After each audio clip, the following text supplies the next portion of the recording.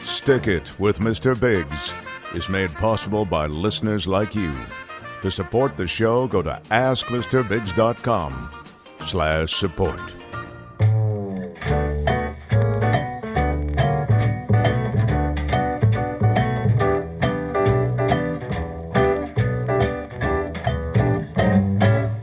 Stick it. I forget. I'm doing it now, right? I'm doing the talk open, the talk intro. That's what everyone seems to like. Everyone right. seems to think you're doing such a good job, so I guess I didn't do as good of a job as you. Well, so you do it now. It's your job now. Everyone thinks Roger's so good. Well, doing the thing. We're still accepting comments at bigscast@gmail.com if you have, input on the situation. But for the time being, I'll say that it's time once again for Stick It. Stick it. With Mr. Biggs. Welcome. Here he is. Everybody. Mr. Biggs. That's me. There he is. Luckily, there's one part of the show where I cannot be replaced, and that part is the part where I tell you, the listeners, how to stick it. Stick it. Yeah. If you got something that's broken or busted, or you got a school project or an art project, maybe you've been tasked with something at work. Maybe there's a leak of some sort. Maybe there's a leak, and you need to know, can I use a tape? Do I need an epoxy? Is there some sort of... Roger. Don't you use caulks when you... Roger, we've talked about this. We're trying to keep it clean for the podcast listeners. Well, what do those people do with the tube when they squirt out the bead? They squeeze out the bead in the tube with You're talking about Canyon Park, right? No. When people... With all the guys when people who hang out? in the bathtub. Yeah, that's the place. That's what I mean. In the shower. It's a family show, Roger. They keep it clean. They squeeze out that kind of a goo. If you have any problems with any kind of adhesives, tapes, glues, epoxies, tune in to Stick It with Mr. Biggs, and I'm here to answer your questions. And apparently Roger is here to, number one, do the intro because he does such a good job. And number two, start talking dirty and setting a tone for the show, which is inappropriate and not suitable for young listeners. And then we also take your emails at bigscast@gmail.com, where you can send in your problems and questions, and I will tell you how to stick it. Stick it. Caulk. Oh, you mean you're talking about caulk? I thought it was caulk. Caulk. C-A-U-L-K, right? There's caulk. There's an L in there, Roger. Caulk. It's caulk. A lot of people say it fast, and it sounds like they're saying caulk. But they're not saying Roger. Here's the thing. When you say we got to bleep it every time. Caulk. If I say caulk, you don't have to bleep it. So spread some caulk all across the shower. It sounds like you're a foreigner when you say it like that. But yeah, I guess that'll probably be okay because we're only concerned about people who speak American. So we're all right. Everything's Just good. Squeeze some caulk. So caulk. I'm gonna have to work on that. I'm not sure. I'll have to look up some DIY videos. Yeah, you do that, but do that on your own Wi-Fi access point. You're gonna wait till you get home. Yeah. I'm not gonna give you the password so you can log on and start looking at your videos in the shower during the show because, well, there's many reasons. I'm not gonna run through them all now. No. Okay. What I am gonna do is introduce the star of the show, Breaking News. News. Yeah. Everyone loves it. Everyone's always tweeting, oh, goodness, Mr. Biggs, the breaking news is fantastic. I get it. I see what you're doing. Breaking news. I'm always seeing it on TV where they're trying to imply that there's a big news story. and there's new information that is very important, and you must hear about it. You must have the latest, so we have breaking news. But rarely is the information that comes afterwards legitimate breaking news. Very rarely. It's usually the same news you've already heard, or it's not very important, and it certainly isn't breaking. Not in a literal sense, it's not breaking. It's not news that's falling apart. Well, here on Stick It with Mr. Biggs, Stick it. it is literal, Roger. Because breaking news around these parts means news stories that we've chosen where something got broken and busted, and I, Mr. Biggs, will tell you how to fix it. Dateline. Wheatley Place, England. Have you heard of Wheatley Place, Roger? I've heard of England, but not Wheatley. Yeah, you've heard of England, but you haven't heard of Wheatley Place, and there's a good reason for that. You want to know why? Yeah. It's in England. A driver who reached speeds of up to 72 miles per hour while cutting across a roundabout. Matthew Withers of Wheatley Place, Blackwood. Have you ever heard of Blackwood, Roger? No, I have a feeling that's in England too. That's probably why you haven't heard of it. It's a guess. It's a different place. Yeah. Matthew Withers has pleaded guilty to a charge of dangerous driving. The 25-year-old who had been weaving in and out of traffic hit the car of Margaret Smith, which was hit so hard that it flew back and hit 3 stationary parked cars, causing damage to them. Wow. It's a what do you call it, Roger? What's the word when one thing happens and then it causes another thing to happen and then another? Demolition derby. No, this is an accident. You're thinking about a competitive sport that the people pay good money to go to and enjoy with the whole family, and it is a fun time had at the Tri-County Fair and Exhibition Hall. That is good. Have you had It is a good time. I love that. Have you had the cotton candy down there at the Demolition Derby, Figure 8, tractor pull events? Well, I took my nephew, Cody, there one time, and he wanted the cotton candy, and he insisted that I try it, and I tried it. Yeah, you know what? You know what I thought about the cotton candy, Roger? It's too sweet for my tastes. A little too sweet. Well, I suggest using a little bit less sugar next time, and it would be just right. Well, I mean, I think it's all sugar, and I think they just color it up with some pink. Well, I don't know about that, but we'll have to agree to disagree. This crash caused Mrs. Smith. Chain reaction. Chain reaction. Chain reaction, Roger. That's what I was talking about. Yeah. I thought it was one word, but in fact it was 2 words. 2. And that's it. That's the one. Roger, you did it. Yeah. Nicely done, Roger. Where was I? I don't know. Where? As a result of the crash, Oh Mrs. yeah, Smith that guy was driving like a suffered. jerk, and he hit Margaret Smith's car, caused a chain reaction, Buff. blah blah blah. Right. And at the end of it all, Mrs. Smith suffered a broken toe and a suspected broken sternum, although it was later proven that it was just a badly swollen sternum, which has got to look very strange.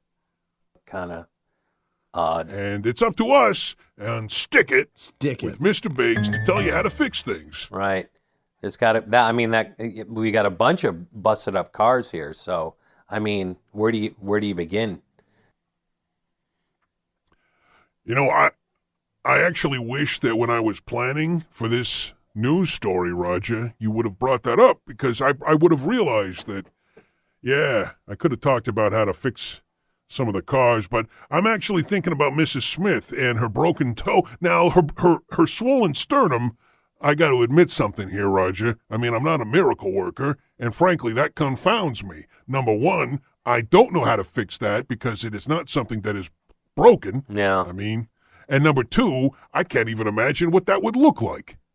I'm a little bit distracted as I stop and pause and try to imagine a swollen sternum. Right. Just all swollen and grotesque and misshapen. on an old woman laying in bed. No, an ice pack. We'll just say an ice pack and. Yeah, but no, we're not talking about that. We're talking about the broken toe. Okay. Now, I, Roger, have had a broken toe, and I can tell you firsthand, it is not pleasant. No, I can't imagine it would be. It sounds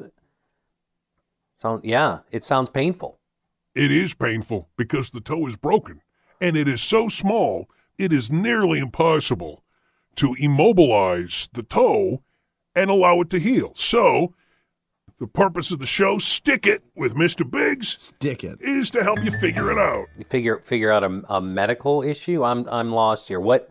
No, the medical issue's already been solved. She's been diagnosed. She's been to the doctor. The doctor has told her, you got a broken toe and a swollen sternum. Look at that. Look at her sternum, everybody. It's weird looking. But wow, I've never seen that before. But I'm going to focus on the broken toe, and there's a technique that you learn in first aid class, which I took. I did take first aid. I did not finish the class. you signed up for it.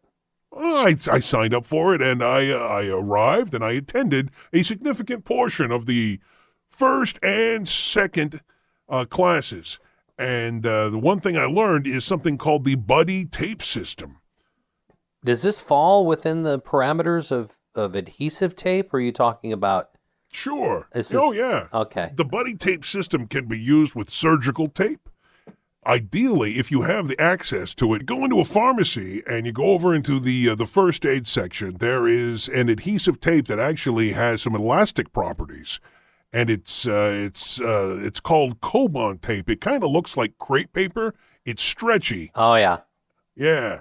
Now you got the one broken toe, which is the one that's the problem, and you got one toe next to it, which, as far as I know, is perfectly fine. So take a cotton ball. A ball of cotton, put it between the good toe and the bum toe, and then you're going to tape the good toe to the bum toe with the Coban tape. You understand, Roger? Can you visualize? Here, let me show you. Yeah, I can. You're going to No. imagine this is my toe, all right? Yeah. It doesn't look at all like my toe, but I'm going to have to ask you to imagine it. Are you imagining it? Can you take? Okay, I got an idea. Let me take off a shoe here. Yeah. What happened? All right. What happened though? You were wearing. Oh yeah. Oh, that feels good. Oh. Who? Oh, I did not realize how tight those shoes were. Who let the dog? Oh. Who let the dogs out? I did. I did. I just let the dogs out. Let them out of the shoes. Yeah, that feels nice. What was I talking about? Roger? Tape on toes. Your yeah. Coban tape, stretchy. Yeah, holds. I guess I should probably take the sock off then. Yeah. But I got to be honest with you. I'm going to need a minute here because I can't stress enough, people, don't wear shoes that are too tight because you may not notice it at first. But later on, when you take them off and the circulation returns, oh, man. Oh, this feels nice. Do me a favor, Roger. Reach down there and just pull on that sock a little bit. Just pull on it. Tug on it a little bit. Actually, go ahead. Touch it. I can't. Take the sock off, Roger. I can't. You know what? Why don't we don't have much to go? So why don't we just? I mean, I've seen toes before. So Okay. All right. Next So time, we're gonna take the one good toe and the one bad toe, and we're just gonna tape them together. Right. But you put a little piece of cotton in between to cushion them because we don't want to have any sores develop while your toe heals. And the good toe will act as a splint to the bum toe, and eventually it's going to be able to heal. It's going to hurt. It's going to be bad. You're going to be limping around, but it will eventually heal, and you're going to be fine. So don't break your toe anymore. Get some Coban tape and stick it. Stick it. With Mr. Biggs. Now you mentioned I was before the show that I was supposed to say something about roast beef. Do I say that now? When do I? I wasn't. Roger. I wasn't quite sure what Yeah. I was talking about the toe, but it's too late now. Roast beef. Roast beef. No, Roger, not now. Roger, it is too late now. Just say. I thought that maybe when I was talking about the toes, you could have brought up the piggies and the roast beef. But you completely missed your window of opportunity, Roger. It came and it went. The bus doors have closed. Well, if they're pigs, wouldn't it be roast pork? They're not cannibals, Roger. Well, I mean, because you got pigs and roast beef. How would? Yeah. Okay. Yeah, you get it. Yeah. This little piggy went to market. This little piggy was broken in a horrible roundabout car accident in England. Yeah, with the. This little piggy had roast beef. This little piggy had none. And then this one just urinated all over the place and made a horrible mess. And then my joke was for you to say, oh, when you're buddy taping the bum toe to the other toe, are you talking about the one that had roast beef? You were going to say that, and I was going to laugh, and we were going to have a good time. But you missed the opportunity, Roger. Your timing is off.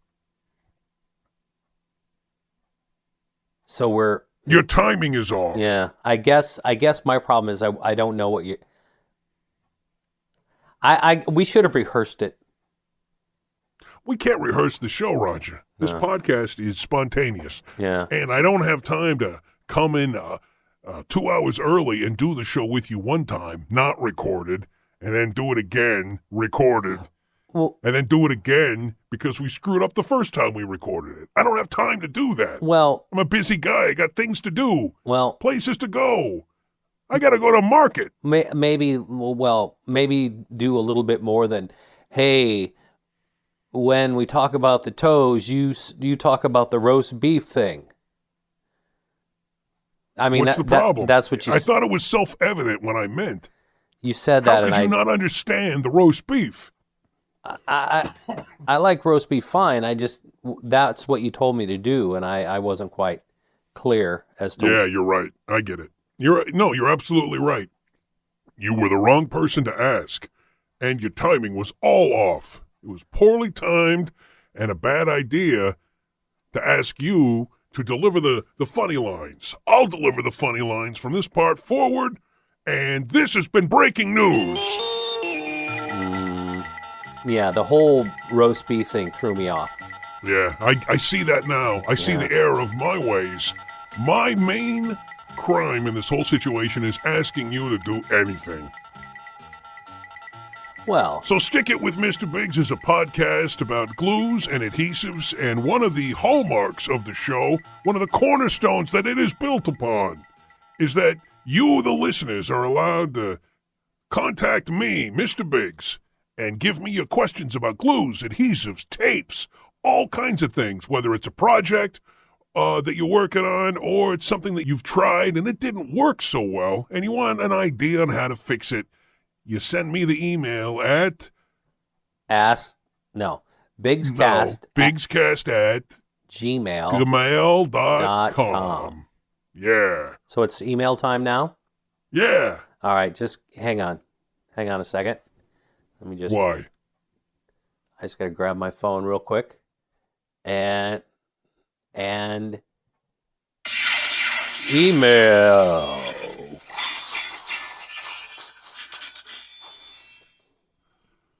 Roger, we've discussed this on multiple occasions. It sounds good, right? No, it doesn't. You don't hear yourself when you're talking. I mean, you're saying the words and you're playing the sound effects on your phone, but you're not hearing them. I am sitting next to you. I am hearing them. And I'm telling you, it sounds ridiculous. Well, you weren't ready for it that time. Let's reset. No, let's not. No, I just want to do the email and I want to finish the podcast. And I got places to go. I got things I got to do. I'm a busy guy, Roger.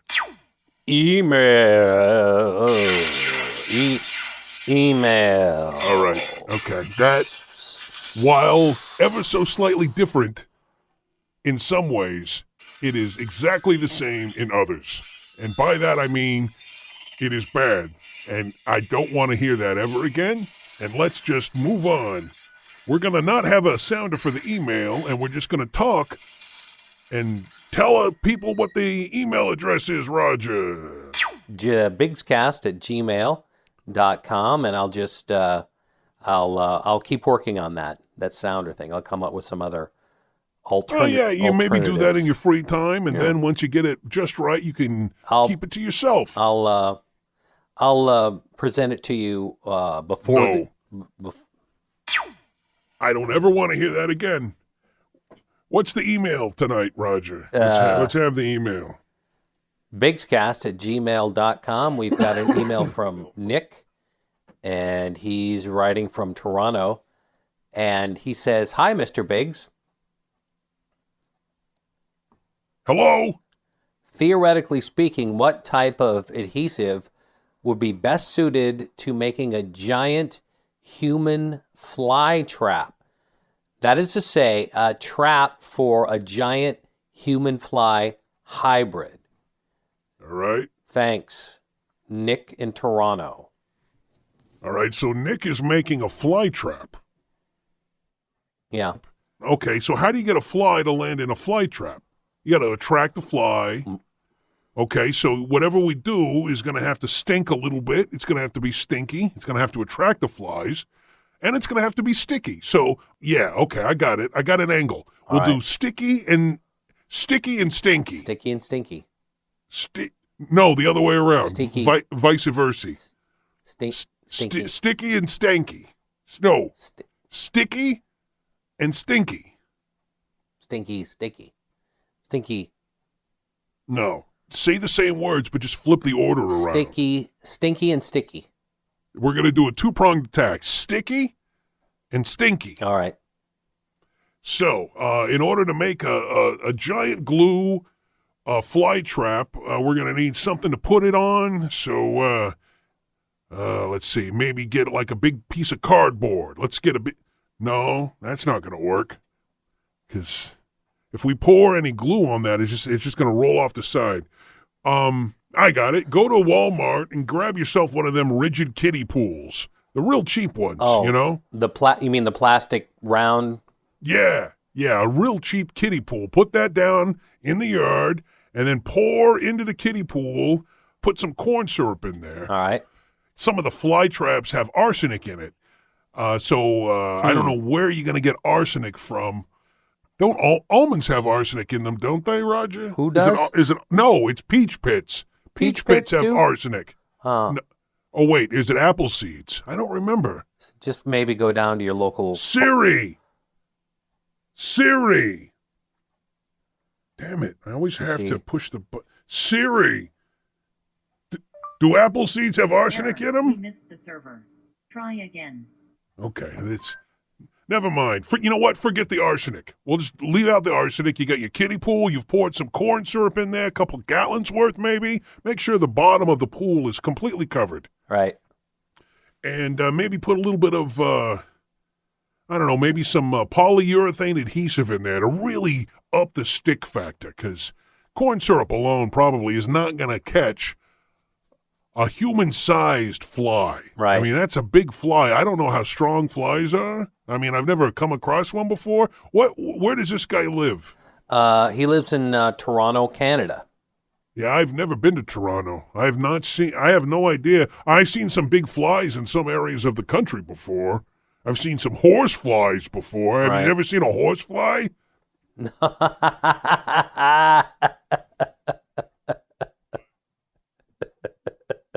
Yeah, yes, I have. Well, then you know that they're very big. They're very big flies. I don't know. Sometimes, Roger, you start giggling. Anyway, so yeah, put some polyurethane adhesive in there. Go to the home store, pick up some sticky-ass glue. You can pour the whole bottle into the corn syrup and just mix it around with a stick. All right. Now that the polyurethane it's not going to harden too much, is it? It's still going to be. Well, it will be diluted somewhat by the corn syrup, I see. and I don't know where this human-fly hybrid is.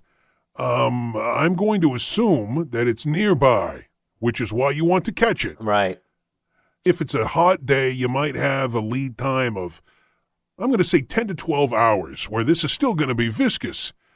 And then throw a raw steak out into the middle of the kiddie pool. Oh, I see. It's like a bait. Yeah, because it's going to start to rot, and then the corn syrup and the sticky-ass glue, which, by the way, I don't appreciate the name of that glue. I have sent several strongly worded letters to the management of sticky-ass glue, or SAG, as I like to call them, and I've said, you can call it sticky buttocks glue, you could call it sticky bottom glue, it would still be funny, and yet would be acceptable to families and people of sensitive dispositions. But no, they insist on calling it sticky-ass glue. I'm not sure that that's the best thing to use in the situation, not because it wouldn't work. It would totally work to build your big fly trap, but I'm not comfortable recommending a product that is not suitable for all audiences. So this one gets a little blue. So don't bother with sticky ass. Roger! No! So no sticky ass? Sticky ass glue. You got to say the whole name, because if you just say the part of it, it sounds like you're being vulgar and obscene. Just. So much bleeping. I am not comfortable with the amount of bleeping on this podcast. Sticky ass. Okay, you know what? Never mind. Forget the sticky ass glue. We're just getting rid of it altogether. We're going to change the adhesive. We're going to replace it with some Tanglefoot. And you're going to have to buy a lot of cans of it, though, because it only comes in like an 8-ounce tin. And we're going to use that to pour into the kiddie pool. You said tangle ass. Tangle? No, Tanglefoot. Tanglefoot instead of sticky ass. You got to put glue on the end of that, Roger, please. For the Tanglefoot. You know what? I'm going to go into my email, and I'm going to find the email that I wrote to the Sticky Ass Glue Company, and I'm going to forward it to you. And you read it. You take it to heart. I meant every word I wrote, and I will not take it back. Okay. So don't use tangle ass. Use sticky. No, Tanglefoot. Sticky foot. Tanglefoot instead of. Tanglefoot. All right. Got it. Tanglefoot, Tangle Trap, brush on sticky trap coating. A lot of farmers use to brush onto a surface, and it makes a de facto fly paper on just about any surface. I've lost track. Where do we put that now? You put it in. You're going to pour that into the kiddie pool that you've put out in the yard that's already got a couple gallons of corn syrup in it, and then a raw steak that is rotting in the sun to attract, because you remember, it's a two-pronged attack. We got sticky and we got stanky. Sticky, stanky, steak. Sticky, stanky, steak. Well, the steak provides the stink. Got it. Do you? Why would you want a sticky steak? I forgot what the question was. I don't even remember where this came from. What was the apparently question? there's a giant human fly hybrid that's flying around Toronto, and they want to catch him with the kiddie pool and a steak. So we use a sticky, stinky steak to catch the human. Isn't that what's happening? Is this one of them word puzzles? I don't understand what's happening right I think now. we've been punked by this emailer. There's no human fly hybrid. There's no sticky ass. There's no sticky steak. It's just somebody having a little fun with their prank. Well, then why did you read that email, Roger? What's the point? I'm here to give advice to people who are having adhesive problems. I'm not here to play the idiot to their little prank phone calls. What are you doing? I want you to screen these emails a little bit better. It just never... Don't send me pretend send-em-ups. I'm not interested in fake emails and pretend questions, Roger. It never occurred to me until just right now that it's... I want people to send their questions, their real questions about glues, questions about adhesives, questions about tapes, questions about questions about caulk, Sticky caulk. sticky caulks, tapes, any of that stuff. You send those to bigscast@gmail.com. I can't continue. I can't. Not anymore. Not today. I've had enough, Roger. Do we know what? I mean, do you have any tips about what people should do then with the kiddie pool full of the corn syrup? I think Nick from Toronto should go outside and sit in the middle of it Stick it. and think about how funny he is, because he's a funny comedian boy. bigscast@gmail.com. Also visit Gmail.com. askmrbiggs.com and find out where you can find us on social media. Hey, Roger, thanks for joining me today. I'm not happy with all elements, with all points, but we did get the show completed, and I'm going to call that a win. Hey, a finished podcast is a good podcast. Not necessarily, I have found. Not always. We'll see you next time on Stick It. Stick it. Stick It with Mr. Biggs is made possible by our generous patrons over on Patreon. Thanks going out to Abagnale Tries, Stephen Lambert, and Justin Payul. Yeah. If you want to support the show, head on over to askmrbiggs.com/support. Stick it. Email. No. Email.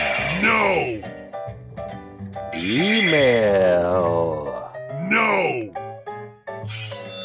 Email. Email. No. Stick it.